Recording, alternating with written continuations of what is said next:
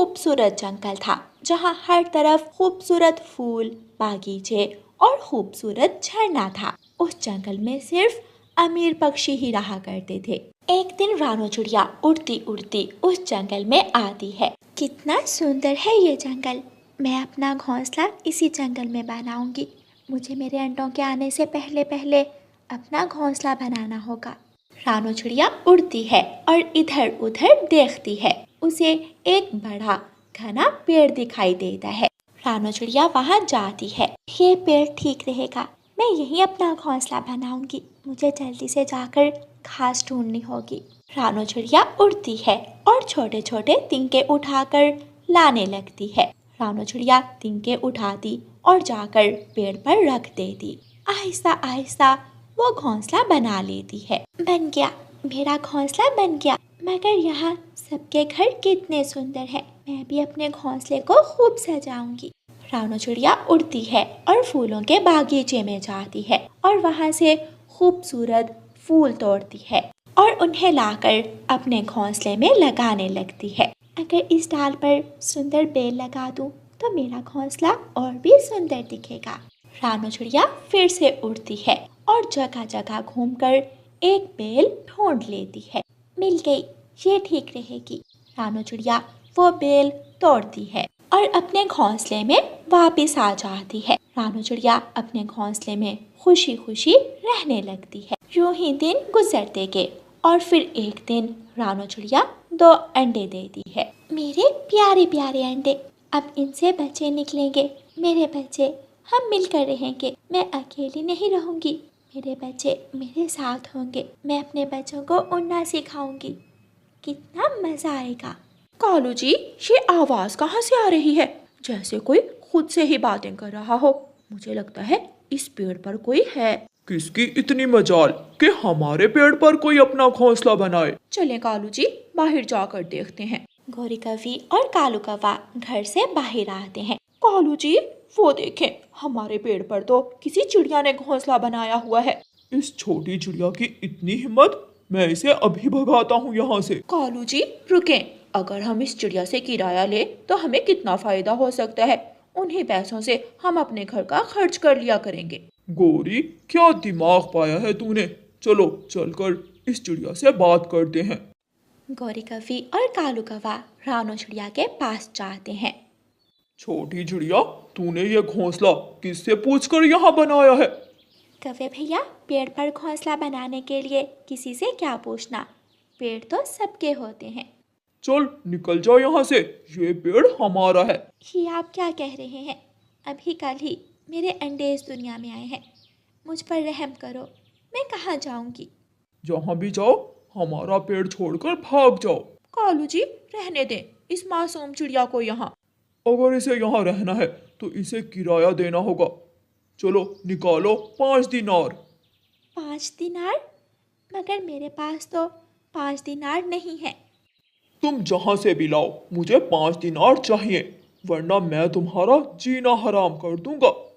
मैं गरीब चिड़िया हूँ, मेरा इस दुनिया में कोई नहीं, बस दाना खाकर जिंदा हूँ। मैं आपको 5 दिनार कहाँ से ला कर दूँगी? प्लीज मुझे यहाँ रहने दें। जैसे ही मेरे बच्चे इस दुनिया में आएंगे मैं यहाँ से चली जाऊँगी। मैं तुम्हें 2 दिन का वक्त देता हूँ। अगर 5 दिनार ना ला कर दिए तो तुम्हारा घोंसला और तुम्हारे अंडे सब तोड़ दूंगा। इतना कहकर कालू कौवा और गौरी कौवी वहाँ से चले जाते हैं। रानो चिड़िया रोने लगती है। ये क्या हो गया? मैं तो इतनी खुश थी। इतने सुंदर जंगल में इतने बुरे दिल वाले कौवे रहते हैं। मुझे यहाँ आना ही नहीं चाहिए था। मैंने तो सुना था इस जंगल के पक्षी बहुत रहम दिल हैं, अच्छे हैं। ऐ ऊपर वाले, मैं क्या करूं? कहाँ से लाऊं 5 दिनार? एक दिन रानो चिड़िया पानी पीने के लिए नदी पर जाती है तो कालू कौवा और गौरी कौवी उसके अंडे उठाकर ले जाते हैं। जब रानो चिड़िया वापस आती है तो अपने अंडों को ना पाकर परेशान हो जाती है। मेरे अंडे कहाँ गए? जरूर वो गंदे कौवे मेरे अंडे उठाकर ले गए होंगे। रानो चिड़िया कौवों के घर जाती है और उनके दरवाजे पर दस्तक देती है। दरवाजा दरवाजा खोलो, कौवे भैया दरवाजा खोलो, मेरे अंडे मुझे वापस कर दो।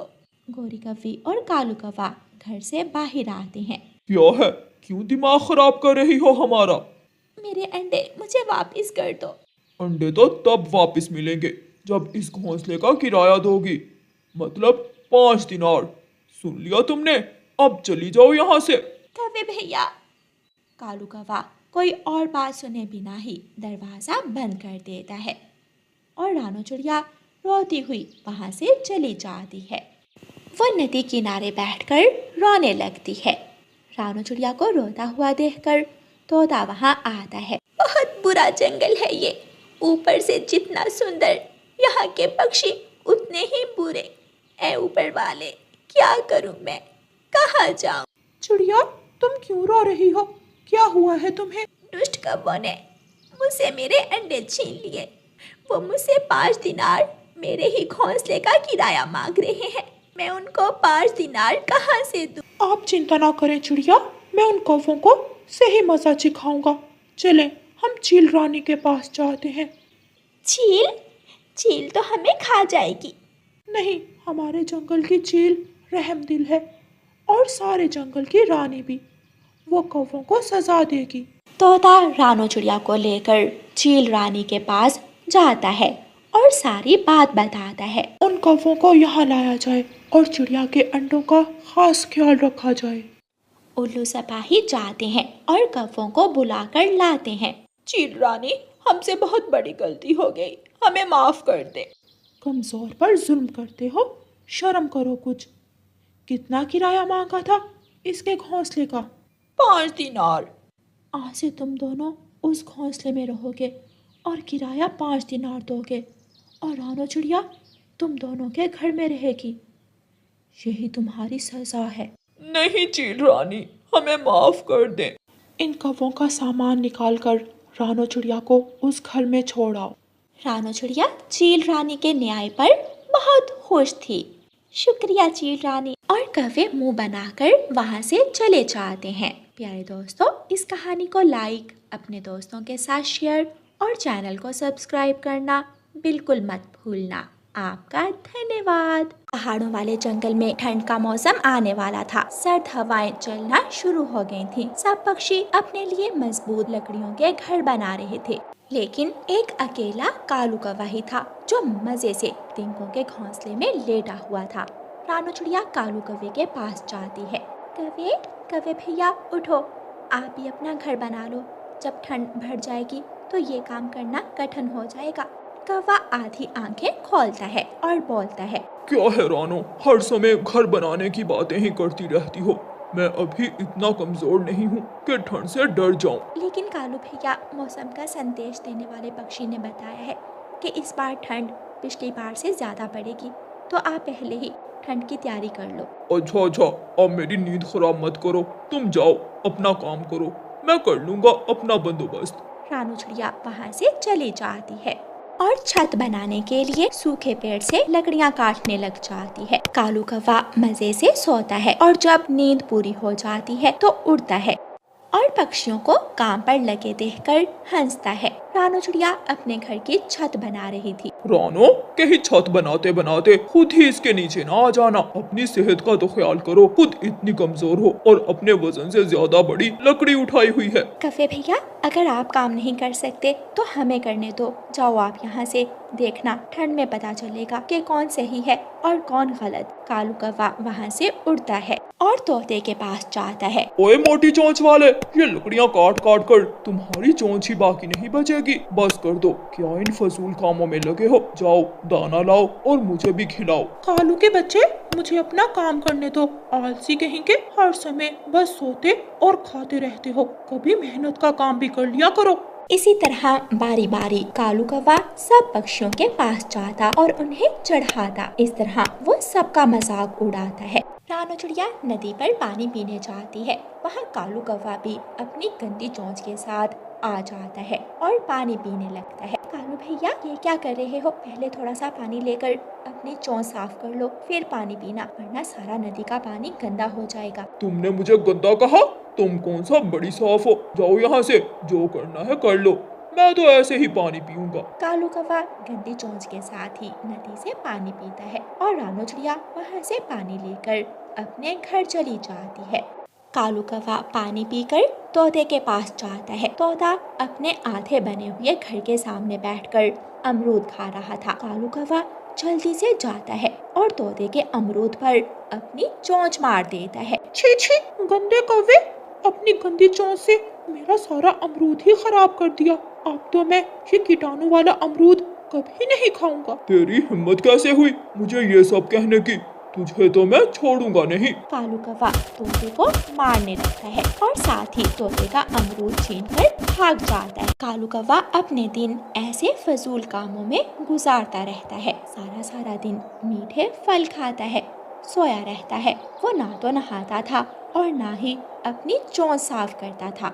अब तो कालू कौवे के शरीर से गंदी बू आने लगती है। वो जिस भी पक्षी के पास जाता, वो पक्षी कालू कौवे के पास आने से पहले ही अपने मुंह पर पंख रख लेता। कालू कौवा चिड़िया के पास जाता है। चिड़िया चिड़िया, वहाँ घने जंगल में एक मीठा केलों का पेड़ है, चलो वहाँ चले। कालू भैया, जाओ पहले जाकर नहाओ, इतनी बदबू आ रही है तुम्हारे अंदर से। रानो चिड़िया जल्दी से वहाँ से उड़ जाती है। कालू कौवा तोते और कबूतर के पास जाता है, लेकिन वो भी कालू कौवे को आता देखकर ही भाग जाते हैं। कालू कौवा वापस जाकर अपने घोंसले में लेट जाता है। ये सारे पक्षी मुझे देखकर भाग क्यों जाते हैं? कहीं मुझ में कोई सुपर पावर तो नहीं आ गई कि मैं जिसके पास जाऊंगा वो भाग जाएगा, वो मुझसे डरकर उड़ जाएगा। ये सुपर पावर तो बहुत मजे की है। चलो फिर चलता हूँ आमों के बाग में। आज तो वो दुष्ट चील मुझे कुछ कह भी नहीं सकेगी। कालू कौवा जल्दी से अपने घोंसले से बाहर निकलता है और चील के आमों के बाग की तरफ चला जाता है और बाग में जाकर आम खाना शुरू करता है। चील कालू कौवे को देख लेती है और जल्दी से लाठी लेकर कालू कौवे की तरफ आती है, लेकिन चील जैसे ही कालू के पास जाती है, वो कालू कौवे के शरीर की गंदी बदबू से बेहोश हो जाती है। कालू कौवा हंसने लग जाता है। चील चाची, अब तू मेरा कुछ नहीं बिगाड़ सकती। अब मैं जब चाहूँ इस बाग से फल खाऊंगा।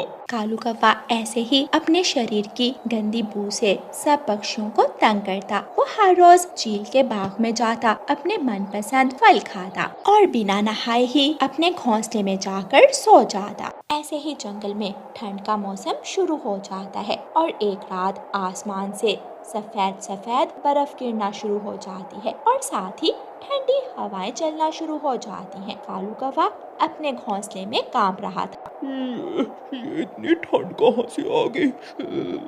अब मैं कहाँ जाऊँ? यहाँ रहा तो मैं तो ऐसे ही मर जाऊंगा। कालू कौवा जल्दी से उड़ता है और रानो चिड़िया के घर जाता है और दरवाजे पर दस्तक देता है। रानो चिड़िया थोड़ा सा दरवाजा खोलकर अपना सर बाहर निकालती है। क्या है कालू भैया, क्यों आए हो? चिड़िया, मुझे बहुत ठंड लग रही है, मुझे अपने घर में आने दो। मेरा घर तुम्हारी गंदी बू से भर जाएगा, जाओ यहाँ से, मैं नहीं आने दूंगी अंदर, मेरा दम घुट रहा है। रानो चिड़िया जल्दी से दरवाजा बंद कर लेती है। कालू कौवा रोते हुए तोते की खिड़की में जाकर तोते को आवाजें लगाता है। तोता खिड़की में आता है। छी छी, मैं भी कहूँ कि मेरे घर में बदबू कहाँ से आ रही है। तोता जल्दी से खिड़की बंद कर लेता है। कालू कौवा जिस पक्षी के पास भी जाता, वो कालू कौवे को बदबू के कारण अपने घर नहीं आने देता। कौवा उड़ते उड़ते पहाड़ों की तरफ जाता है। वहाँ एक घर का दरवाजा खुला था। वो घर चील का था। चील अपनी सहेली से मिलने गई हुई थी। कालू कौवा जल्दी से चील के घर के अंदर जाता है और गरम गरम घोंसले में जाकर लेट जाता है और जल्दी ही सो जाता है। चील भी वापस घर आ जाती है। हाय, मैं मर गई, ये इतनी बदबू कहाँ से आ रही है। चील अपने मुंह पर पंख रखकर अंदर जाती है। ये तो वही काला कलोटा बदबूदार कौवा है जिसने मेरे बाग के आम खा लिए। इसे तो मैं नहीं छोड़ूंगी। चील कालू कौवे की खूब पिटाई करती है और उसे अपने घर से बाहर फेंक देती है। कालू कौवा एक बड़े पेड़ के नीचे बैठकर कांप रहा था और जोर जोर से रो रहा था। अगले दिन रानू चिड़िया जब वहाँ से गुजरती है तो उसे कालू कौवे पर दया आ जाती है। कालू कालू भैया, आप मेरे घर आ सकते हो, लेकिन मेरी एक शर्त है, पहले आपको नहाना होगा, वरना आपकी गंदी बू से मैं बेहोश हो जाऊंगी।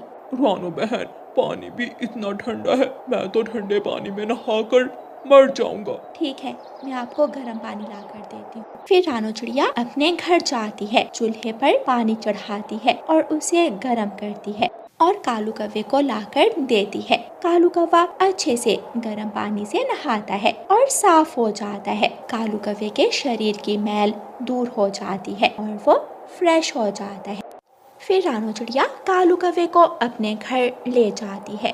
कालू भैया, अगर आप साफ सुथरे रहो तो कोई भी आपसे दूर नहीं भागेगा, अगर आप गंदे रहोगे तो कोई भी आपसे बात करना भी पसंद नहीं करेगा। मैं समझ गया रानू बहन, मैं वादा करता हूँ मैं अब अपने आप को साफ रखूंगा, मेहनत करूंगा ताकि बाद में मुझे पछताना ना पड़े। फिर कालू कौवा रानू चिड़िया के घर में रहकर अपना ठंड का मौसम गुजारता है और दोनों मिलकर दाना ढूंढने जाते हैं। प्यारे दोस्तों, इस कहानी को लाइक, अपने दोस्तों के साथ शेयर और चैनल को सब्सक्राइब करना बिल्कुल मत भूलना। आपका धन्यवाद। रानू चिड़िया के 2 बच्चे थे, कुकू और गुड़िया, लेकिन वो दोनों बहन भाई हर समय लड़ते रहते थे। मम्मा चिड़िया अपने बच्चों को बहुत समझाती थी, लेकिन वो दोनों कोई बात ना सुनते और एक दूसरे से झगड़ा करते रहते थे। काश तुम्हारी जगह मेरी कोई और बहन आती, पता नहीं तुम चुड़ैल क्यों आई हो। अच्छा, मुझे भी कोई शौक नहीं है तुम्हारी बहन बनने का, मुझे भी कोई और भाई चाहिए जो अच्छा हो, मुझसे प्यार करे। दोनों ऐसे ही लड़ते रहते थे। मम्मा चिड़िया अभी वो जंगल में पहुँचे ही थे कि बारिश शुरू हो जाती है। गुड़िया और उसके पापा एक घने पेड़ के नीचे खड़े हो जाते हैं। पापा, आप हमारे लिए कितनी मुश्किल से काम करते हैं। अपने बच्चों के लिए, अपने परिवार के लिए सबको ऐसा ही करना पड़ता है मेरी बेटी। पापा, मुझे भूख लगी है। आप इसी पेड़ के नीचे बैठें, मैं अभी अपनी बेटी के लिए कोई फल ढूंढ कर लाता हूँ। फिर पापा चिड़िया अपनी बेटी के लिए भोजन लेने जाता है। गुड़िया वहाँ बैठकर बारिश के पानी से खेलने लगती है। वाह रे चील, तेरी किस्मत, ऐसी बारिश के मौसम में नरम नरम मांस, और वो भी अकेला छोटा पक्षी। चील खुशी से उड़ती है और अपने पंजों से गुड़िया को उठाकर वहाँ से भाग जाती है। थोड़ी देर बाद पापा चिड़िया भी अपनी बेटी के लिए भोजन लेकर आ जाता है। पापा चिड़िया अपनी बेटी को वहाँ ना देखकर परेशान हो जाता है। गुड़िया कहाँ चली गई? गुड़िया, गुड़िया, मेरी बेटी आप कहाँ हैं? मेरी बेटी कहाँ चली गई है? मैं क्यों गया अपनी बेटी को अकेला छोड़कर? मैं क्यों गया? उसे तो घर के रास्ते का भी मालूम नहीं है। शायद गुड़िया घर चली गई होगी। अपने दिल को ऐसे तसल्ली देते हुए पापा चिड़िया अपने घर की तरफ उड़ता है। आप अकेले? मेरी गुड़िया कहाँ है? क्या? गुड़िया घर में भी नहीं है? नहीं, वो तो आपके साथ गई थी। मैं गुड़िया को एक पेड़ के नीचे बिठाकर उसके लिए भोजन लेने गया था। जब मैं वापस आया तो गुड़िया वहाँ नहीं थी। वो चील मेरी गुड़िया को खा गई होगी। मैंने कहा था, मैंने मना किया था गुड़िया बेटी को साथ ना लेकर जाए। आप कहाँ मेरी सुनते हैं? गुड़िया के मम्मा और पापा बैठे ऐसे रो रहे थे। चील ने गुड़िया को अपने पेड़ के साथ रस्सियों से बांध दिया था। मेरे चीलू, जल्दी से उड़ना सीख लो, फिर आप भी मेरे साथ शिकार करने जाया करोगे। मगर मम्मा, ये तो बहुत छोटी है। तुमसे तो बड़ी है। ये चिड़िया होती ही छोटी है बेटा। आप थोड़ा इंतजार करें, मैं मिर्ची ले आऊं, फिर शाम को अपने बेटे को चिड़िया का शोरबा पिलाऊंगी। वो चील मिर्ची लेने चली जाती है। मम्मा, पापा, मुझे सब मालूम है। आप मेरी वजह से बहुत दुखी होंगे, मगर शायद अब मैं कभी आपको ना मिल सकूं। बारिश भी तेज थी और साथ हवा भी तेज। हवा के एक झोंके से वो पेड़ जिस पर चील का घोंसला था और जिसके तने के साथ गुड़िया को बांधा हुआ था, वो पेड़ जड़ से उखड़ जाता है। गुड़िया की रस्सी तो खुल जाती है, मगर चील का बेटा चीलू उस पेड़ की एक शाख के नीचे फंस जाता है। मम्मा मम्मा मुझे बचाओ, मैं यहाँ हूँ। गुड़िया को समझ नहीं आ रही थी कि वो वहाँ से भागकर अपनी जान बचाए या उस चील के बच्चे की मदद करे। फिर गुड़िया उस छोटे बच्चे की मदद करने का फैसला करती है। गुड़िया बहुत मुश्किल से उस शाख से चीलू को बाहर निकालती है। चीलू के पंख से खून बह रहा था, वो रो रहा था। इतनी देर में चील भी मिर्ची लेकर आ जाती है। अपने बेटे के पंख से खून बहता हुआ देखकर चील गुस्से में आ जाती है। छोटी चिड़िया की बच्ची, तुमने ही मेरे बेटे को मारा होगा। ये सुनकर चीलू बोलता है, नहीं मम्मा, इसे मत मारना। जैसे ही आप गई तो ये पेड़ गिर गया और मैं इस शाख के नीचे दब गया था। अगर ये छोटी चिड़िया मुझे बाहर ना निकालती तो मैं कब का मर गया होता। मैं आज़ाद हो चुकी थी, मैं भाग भी सकती थी, मगर मेरी मम्मा ने मुझे हमेशा यही सिखाया है कि हमेशा दूसरों की मदद करें। चील की आंखों में आंसू थे। मैंने तुम्हारी जान लेने की कोशिश की और तुमने मेरे बेटे की जान बचाई। आप बहुत अच्छी हो बेटी। जाओ, आप आज़ाद हो, अपने पापा के पास जाओ। गुड़िया खुशी खुशी वहाँ से चली जाती है। गुड़िया उसी पेड़ के नीचे जाकर बैठ जाती है जहाँ उसे उसके पापा बिठा कर गए थे। मेरे पापा मुझे ढूंढते ढूंढते यहाँ ही आएंगे। तेज बारिश में चील भी अपना घोंसला एक दूसरे पेड़ पर बनाने का काम शुरू करती है। दो कौवे गुड़िया को अकेले बैठी हुई देख रहे थे। कालू, इस चिड़िया की बच्ची को चील को बेचकर हम काफी सारे दाने ले सकते हैं। ये तो बहुत आसान है, मैं अभी इसे उठा लाता हूँ। फिर कौवा गुड़िया के पास जाता है। छोटी चिड़िया, चलो मैं तुम्हें तुम्हारे घर छोड़ आता हूँ। कौवे अंकल, मुझे घर के रास्ते का नहीं मालूम। आप बहुत अच्छे हैं, प्लीज मुझे मेरे घर छोड़ आए। फिर गुड़िया कौवे के साथ उड़ती है। कौवा और कौवे गुड़िया को साथ लेकर चील की तरफ चले जाते हैं। तुम इस चिड़िया को लेकर यहाँ बैठो, मैं पहले चील से बात करके आती हूँ। कौवा गुड़िया को लेकर एक पेड़ पर बैठ जाता है और गोरी कौवी चील के पास जाती है। बहुत बुरा हुआ चील दी, जो आपका घर टूट गया।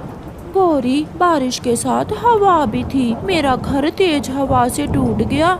एक खुशी की खबर है मेरे पास, एक चिड़िया है। अगर मैं वो तुम्हें ला कर दूं तो आप मुझे क्या दोगी?